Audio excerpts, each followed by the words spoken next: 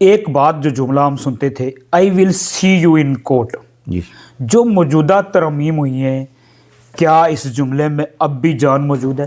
گزارش یہ ہے جی، کچھ کورٹس کی سو موٹو پاورز تھی جن کا استعمال ان کے پاس تھا، طاقت تھی، لیکن ان کو بھی مس یوز کیا گیا، جس کی وجہ سے مسائل پیدا ہوئے۔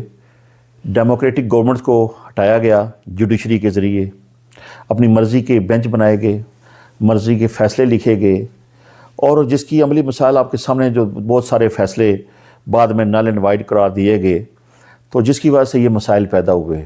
گو کہ ایک جج اگر مضبوط ہے تو اپنے وہ فیصلے منوانا بھی جانتا ہے اور اس پہ عمل درآمد بھی کروانا جانتا ہے۔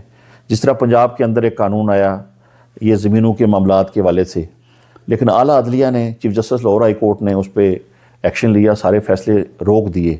اس میں بھی قانون میں جو تھوڑا بہت مسٹیکس ہیں، وہ جو قانونی طور پر مشگافیاں ہیں، جو ان میں ڈینٹ ہیں، وہ دور کر کے اس کو بھی قابل عمل بنایا جا سکتا ہے۔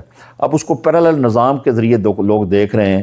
اب ایک پٹواری جس نے شروع سے ایک ملکیت کے معاملے میں یا جمع بندی کے معاملے میں غلطی کی ہو، اب اسی کے اختیار دے دیں آپ کہ اس کا tehsildar, assistant commissioner, commissioner, deputy commissioner اس کے فیصلے کر لے، اور کوشش آپ یہ کریں کہ پیرالل سسٹم بنائیں، عدلیہ کو آپ عضو معطل کر دیں۔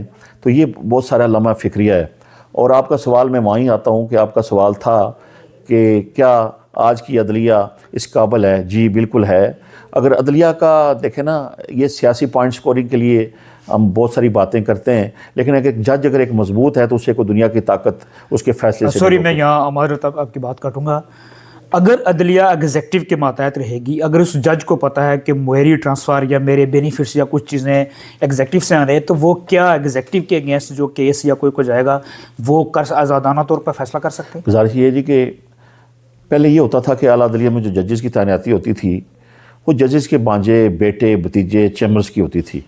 اب اس میں پولیٹیکل انوالومنٹ اس حد تک آئی ہے کہ پارلیمنٹ کو تھوڑا سا اسٹرینتھن کیا گیا، اور اس میں ہماری بار کونسل کے نمائندے ہیں۔ اگر صوبے کا معاملہ ہے تو صوبائی بار کونسل کا ممبر، اور اگر پاکستان لیول کا معاملہ ہے تو پاکستان بار کونسل کا جو ممبر ہوگا اس میں وہ بیٹھتا ہے، اور اپنی آراء ججز کے حوالے سے سارے معاملات وہاں ڈسکس ہوتے ہیں۔